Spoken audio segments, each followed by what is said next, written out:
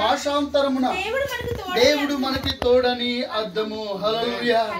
దేవుడు ఈ భూలోకంలో పుట్టడానికి చాలా సార్లు మనం చూస్తూ ఉంటాం ఎవరికి తోడు అనేది. ఆది కాండం నుంచి దేవుడు ప్రజలకు తోడుగా ఉండాలని కోరుకున్నాడు. ఆది కాండం నుంచి ప్రజలకు తోడుగా మొదటిగా అవ్వనిచ్చాడు. అవ్వ తర్వాత తండ్రులను ఇచ్చాడు. ఆది పురుషులు అంటే ఆది తండ్రులను ఇచ్చాడు. తండ్రులు అయిపోయిన తర్వాత న్యాయాధిపతులను ఇచ్చాడు. న్యాయాధిపతులు అయిన తర్వాత రాజులను ఇచ్చాడు. ఎందుకు ఇదంతా చేయడానికి గల కారణం ఏంటంటే ప్రజలకు సమీపంగా ఉండడానికి మాత్రమే ఆయన చేశాడు.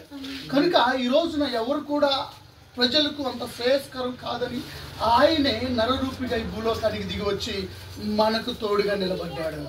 హల్లెలూయా. ఈ రోజున ఈ కుటుంబానికి ఇక వ్యాపారానికి దేవుడు తోడుగా ఉండును గాక.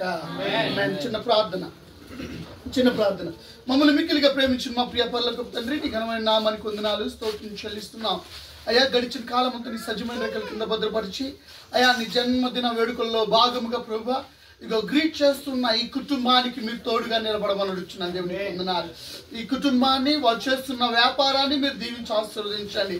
ఏదైతే కొదువుగా ఉన్నదో ప్రభువా ఈ నూతన సంవత్సరంలోనికి అడుగు పెడుతూ ఉండగా నూతన దీవెనలు నూతన ఆశీర్వాదాలు బిడ్డలకి కలుగునుగా కాని పలుకుతున్నాను. దేవునికి వందనాలు. ఇదిగోనైనా బలహీనపరుస్తున్న ప్రతి బలహీనతను యేసు నామములో బంధించండి. బిడ్డలకు నూతన ఆశీర్వాదాలు దయచేయమని అడుగుతున్నాను. దేవునికి వందనాలు.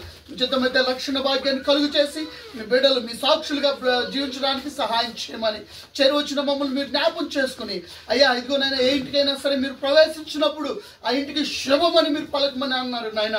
అటు రీతిగా ప్రభు శుభమని పలుకుతూ ఉండగా ఈ గృహం మీద వారి యొక్క నైనా పనుల మీద మీ యొక్క శుభం కలుగునుగాక. యేసు నామములో మీ శుభం కలుగునుగాక అని పలుకుతున్నాను. దేవునికి వందనాలు. వారిని వారి కుటుంబాన్ని మీరు దీవించి ఆశ్రయించమని నజరేయుడైన యేసుక్రీస్తు అతి పరిశుద్ధ నామములో అడిగి వేడుకుంటున్నాం తండ్రి. ఆమేన్ ఆమేన్.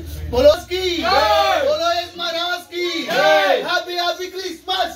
Mary Christmas. Happy Christmas. Merry Christmas.